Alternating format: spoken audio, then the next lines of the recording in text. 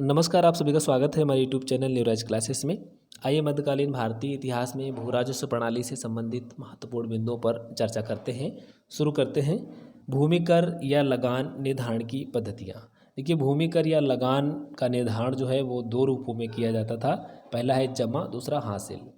तो जमा क्या होता था, जो जमीन या भूमि होती थी उस पर एक निर्धारित कर था या अनुमानित कर, इसे पहले ही निर्धारित कर दिया जाता था कि इस भूमि या जमीन पर या जागीर पर इतना जमा लिया जाएगा, जो कर होगा इतना कर इस पर वसूला जाएगा।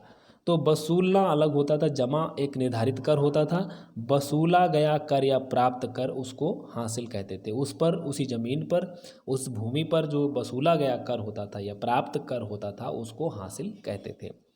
जमा जो है एक जागीरदार के वेतन के बराबर होता था। जो जागीरदार हुआ करते थे, जिनको जागीरें सौंपी जाती थी, उनको वेतन दिया जाता था। जितना वेतन होता था वो जमा के बराबर होता था, जिसमें वो वसूल करते थे। तो वसूल करने पर कभी कभी जमा और हासिल दोनों बराबर भी बैठते थे। जमा और हासिल दोनों बराबर भी हो सकते थे, जितना निर्धारित किया गया उतना वसूल भी हो जाता था। लेकिन कभी कभी ऐसा होता था कि जितना निर्धारित किया गया है यानी जमा, वसूल किए गए धनराशि से या जो कर होता था उतना नहीं बैठता था, यानी हासिल जो हमेशा कम रहता था। कभी कभी बाई चांस ऐसा पड़ता था कि जमा और हासिल दोनों बराबर होते थे। कोशिश इन लोगों की ये रहती थी जितना जमा है उतना हासिल भी होना चाहिए। तो इस तरीके के प्रयास इन लोगों के रहते थे। ठीक है, इसमें जो जमींदार होता था उसका वेतन जो होता वो जमा जितना होता था उसी के आधार उतना ही वेतन उसको निर्धारित होता था। जितना जमा होता था उतने, मतलब जमा जो है उसके वेतन से कम नहीं होता था, ना ज़्यादा होता था। जितना उसको वेतन दिया जाना था उतनी ही जमा निर्धारित होती थी। तो और इसमें उसका जो वसूलने का खर्च होता था वो शामिल नहीं होता था।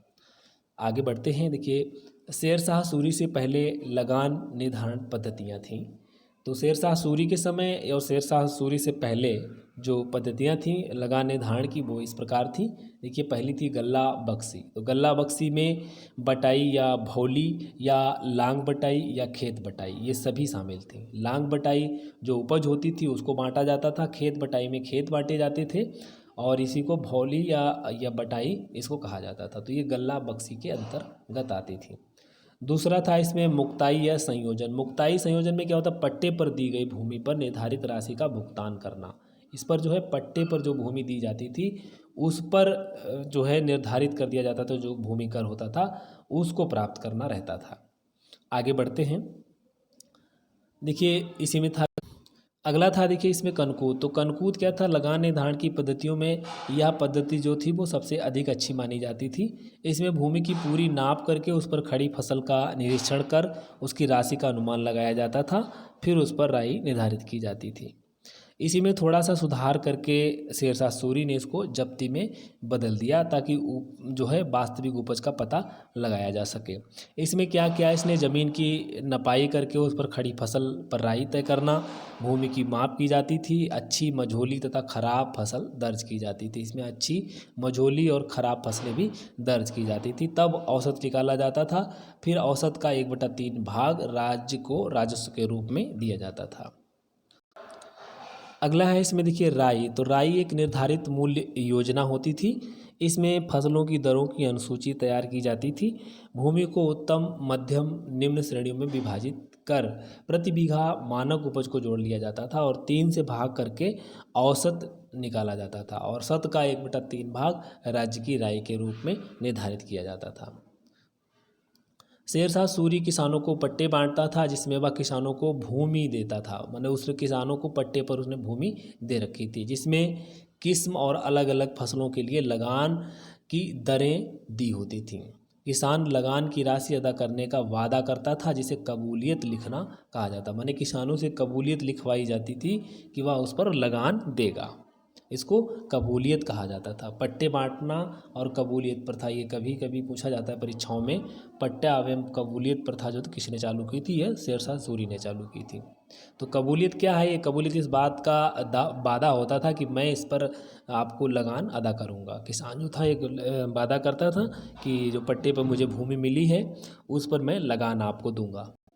शेरशाह सूरी ने राई का निर्धारण किया था, जिसे अकबर ने भी अपनाया था, लेकिन कुछ क्षेत्रों में राई बदल जाती थी। माने हर क्षेत्र में राई जो थी वो एक समान नहीं होती थी, राई उपज के आधार पर बदल जाती थी। आईने दहसाला, आईने दहसाला की शुरुआत जो थी वो अकबर ने की थी। इस पद्धति की शुरुआत अकबर ने अपने शासन के 24वें साल में की थी, माने कि 1580 में इसकी शुरुआत की थी। अकबर के समय में देखिए जो मापक इकाइयाँ थीं, भूमि मापक इकाइयाँ थीं, जो मापक यंत्र थे, वो सिकंदरी गज पहले से चल रहा था जो 41 अंक का हुआ करता था, और हुमायूं ने इसका जो मान था बदल दिया था, अंक 42 कर दिया था। तो ये दो तरीके के उस समय मापक यंत्र चलते थे, जिसमें कि भूमि की सही सही नाप नहीं हो पाती थी, जिससे भू राजस्व भी सही सही आंकलित नहीं हो पाता था। तो उसमें सुधार करने की मकसद से अकबर ने ये आईने दहसाला की शुरुआत की और एक गज चलाया था जिसका नाम था इलाही गज। इलाही गज, तो इलाही गज जो था वो 33.5 इंच का हुआ करता था। ये अकबर ने शुरू किया था। तो इस तरीके से उसने जो था भू राजस्व प्रणाली में काफ़ी सुधार किया। अब देखिए इसमें जो आईने दहसाला थी, इसमें भूमि की उत्पादन शक्ति का औसत पिछले 10 वर्षों के उत्पादन का औसत होती थी।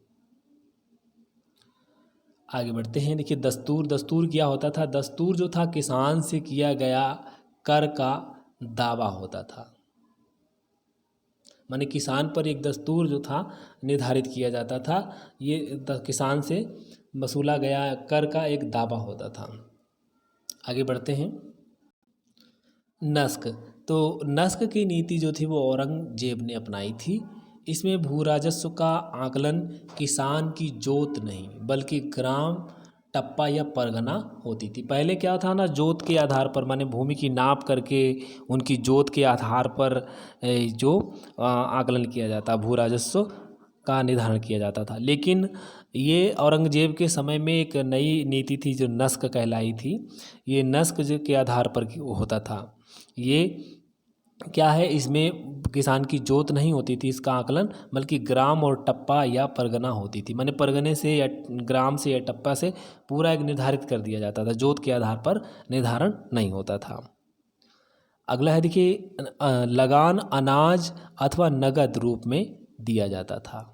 लगान जो था वसूल किया जाता था वो अनाज अथवा नगद रूप में दिया जाता था। माने नगद राशि के रूप में भी था और अनाज के रूप में भी था। माने जो नगदी फसलें हुआ करती थीं, जैसे कि सब्जियां हुई या जो और नगदी फसलें हैं, तंबाकू है, गन्ना है, इस तरीके की जो नगदी फसलें होती थी वो उनके रूप में, माने उनकी धनराशि, उनका जो उस समय स्थानीय जो मूल्य चला था, मूल्य था उस समय प्रचलित था, उसी के आधार पर उनसे राशि ली जाती थी। जो स्थानीय मूल्य उनका निर्धारित था, जिस आधार पर वो बेची जाती थी, जिस मूल्य पर, वही राशि जो थी उसी राशि के रूप में लिया जाता था नगदी फसलों में। बाकी अनाज के रूप में भी यह लिया जाता था। देखिए किसान जो था, किसान भू राजस्व के अलावा मापन शुल्क, जिसे सर्वेक्षण शुल्क भी कहते थे, माने कि उसका नाम था जरीवाना, भी चुकाते थे, जो भू राजस्व का लगभग 2.5% होता था। ये जरीवाना भी किसानों को देना पड़ता था। माने ये भू राजस्व के अलावा एक अलग शुल्क था जिसे मापन शुल्क, माने भूमि की जो माप होती थी या सर्वेक्षण होता था, सर्वे होता था, वह शुल्क पड़ता था, जिसे जरीवाना शुल्क कहा जाता था, यानी जरीवाना कहा जाता था। और यह मतलब जो लगान होता था, भू राजस्व जो उपज होती थी कुल, उसका जो था, जो टोटल भू राजस्व होता था उसका 2.5% हुआ करता था। कर वसूली शुल्क यानी कि कर संग्रह शुल्क, जो मुहासिलाना कहा जाता था, यह भी किसान को देना पड़ता था और यह भू राजस्व का 5% होता था। माने ये सब इनको देना पड़ता था, मुहासिलाना और जरीबाना, ये भी किसान को ही अदा करना पड़ता है। इसके अलावा भी बहुत सारे मतलब शुल्क हुआ करते थे, कर हुआ करते थे, जैसे जिहत, फिरौत, अबाव, इस तरीके के और भी देने पड़ते थे।